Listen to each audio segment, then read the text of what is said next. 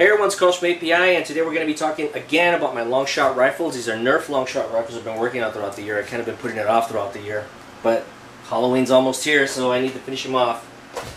Anyways, this is one of my Longshot rifles that I was working on. Here's front design. Now, you gotta, when you're working on these guns, you gotta try to enhance what you have and work with what you have instead of trying to create something that doesn't really fit with these guns. You know. I've seen some other guns which have a lot of work to them, but they don't seem to fit for some reason or another. I just finished off this particular gun right here. It's got the Dragon Puffer. It's got a cartridge set up here. Plug it in right there. If you work on these guns or any items long enough, you become a lot more creative. I basically, you know, I just did all this by trial and error. Year experience, a little year and a half experience, kind of, you know, advanced me into being more creative with these toys. Anyways, this is what I've been working on. This is one of the grip handles, and you've probably seen this in some of the Halo guns and stuff. But the way I designed it, it complements the gun, and it doesn't look like it doesn't belong there. And this area right here, this is where I have a cartridge. This is where a 12-volt battery goes. It's about 8 batteries, AA batteries that go in here. And the housing opens up from this side. And that's for the strobe lights, which I talked about in my earlier tutorial. And how to do this, you don't really have to have an engineering background. All you basically need is some tape. So the way to work on these guns, let's see, with this one right here, for example, come on over here, check this out, is you want to work with the areas that you have available. In this case, I want to work in this area and this part right here. So put it like that.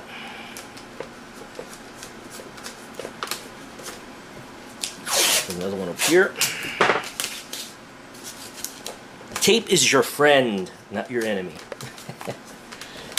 Anyways. See, I'm feeling for the edges of the gun itself. And that's the areas where I want to mark.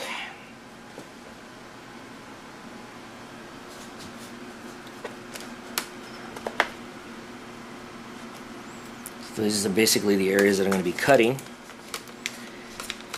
And here, for example, I'm going to get this part here to here. And we want to work with what we have right here. So,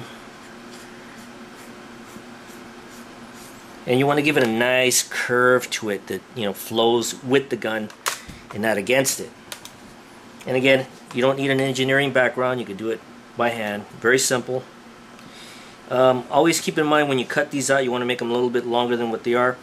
The areas that are going to be finished, you should round them off where they could just kind of contour in nicely and just fit right in there. So this is one of the finished pieces that I cut. What I did was I sanded the edges here because that's the finished area, which is going to be gripped within the butt handle right there. And also the same thing in the back. I also sanded the insides because that's the finishing piece right there. And you don't want to go back and sand over it because you could scratch the gun. And speaking of scratching the gun, you want to use the hardest grit you want to use basically is maybe 100 grit to 400 or maybe 350 wet sand for the finishing touch. It's kind of like woodworking in a sense, but you want to have a nice clean finish. You don't want to have it too smooth because when you spray over it, you want the primer to add to the to stick to the paint.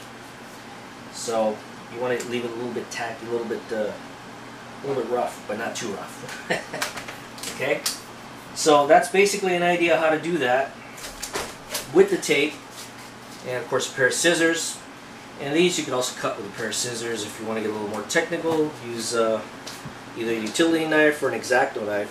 But I found more practical using a pair of scissors and a little bit of an X-Acto knife just for the corners and stuff like that. Worked perfectly. So we're going to continue on. Some other stuff here. Again, back to the gun. Okay, I did the same thing here. I added tape and I copied the design with the adhesive. It becomes a little unstable here on this table, and outlined the cut. You want to leave it a little bit further from the actual size, because you want to trim it and sand it down and kind of round it off a little bit. You don't want to cut too deep. What I used was a Dremel tool to cut out the corners here, and several grits of sandpaper, which reminds me I have to go get some sandpaper, because I got 60 grit, which is not really recommended with these with this type of plastic, because it just digs right into the plastic and it's just too much sanding on it. People have been asking if, you know, how much you can charge to make a costume. I don't really make a living off it. I just doing it for this particular film that I'm working on. But I'll be more than happy to sell them once I'm done with the film. If you guys are interested, and perhaps if it's lucrative and possibly profitable, I may consider, you know, making other costumes, but they're not going to come cheap. So if you guys want, you know, something for like under 200 bucks, it's just too much work for that kind of money. It's just not worth it. But I appreciate that you guys like my work, and hopefully I'll bring some more stuff that you guys will appreciate, and maybe I can help you out with your projects. Anyways, that's it for now. Thanks for stopping by. This is Carson from API, and work on your costumes. Halloween's coming up. Thanks for watching.